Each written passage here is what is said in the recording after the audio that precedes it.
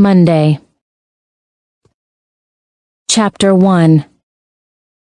Sara Linton leaned back in her chair, mumbling a soft, "Yes, Mama," into the telephone.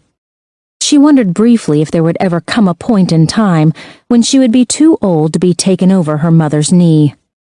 "Yes, Mama," she repeated, tapping her pen on the desk. She felt heat coming off her cheeks, and an overwhelming sense of embarrassment took hold. A soft knock came at the office door, followed by a tentative, "Dr. Linton?" Sara suppressed her relief.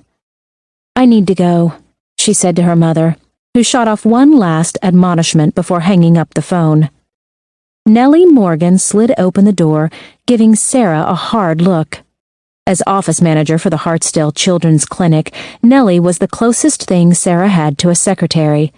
Nellie had been running the place for as long as Sara could remember, even as far back as when Sara was herself a patient here. Nellie said, "Your cheeks are on fire." "I just got yelled at by my mother." Nellie raised an eyebrow. "I assume with good reason." "Well," Sara said, hoping that would end it. "The labs on Jimmy Powell came in," Nellie said, still eyeing Sara. "And the mail," she added, dropping a stack of letters on top of the in-basket. The plastic bowed under the added weight. Sara sighed as she read over the facts. On a good day, she diagnosed earaches and sore throats. Today, she would have to tell the parents of a 12-year-old boy that he had acute myeloblastic leukemia. Not good, Nellie guessed.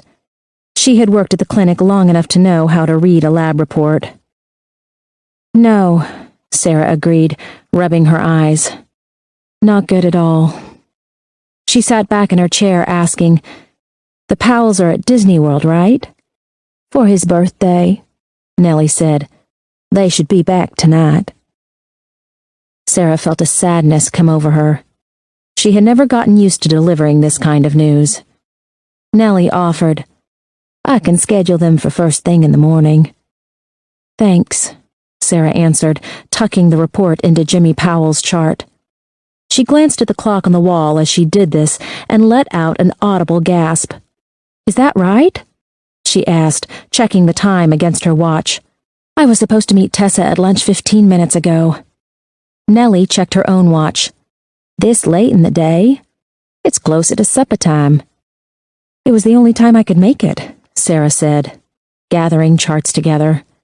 She bumped the inbox and papers fell onto the floor in a heap, cracking the plastic tray.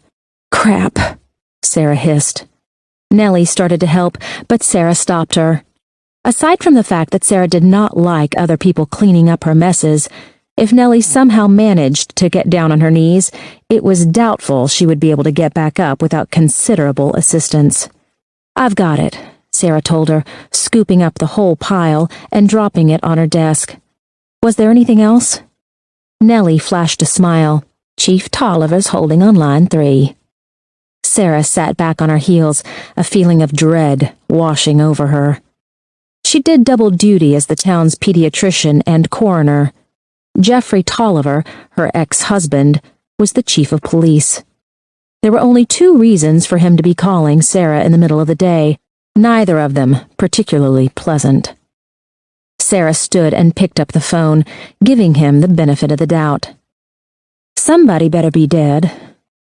Jeffrey's voice was garbled, and she assumed he was using his cellular phone. "Sorry to disappoint you," he said.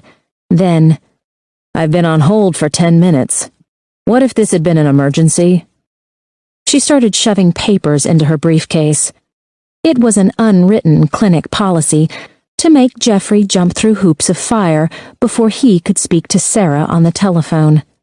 She was actually surprised that Nellie remembered to tell Sara he was on the phone. "Sara?" She glanced at the door, mumbling, "I knew I should have just left." "What?"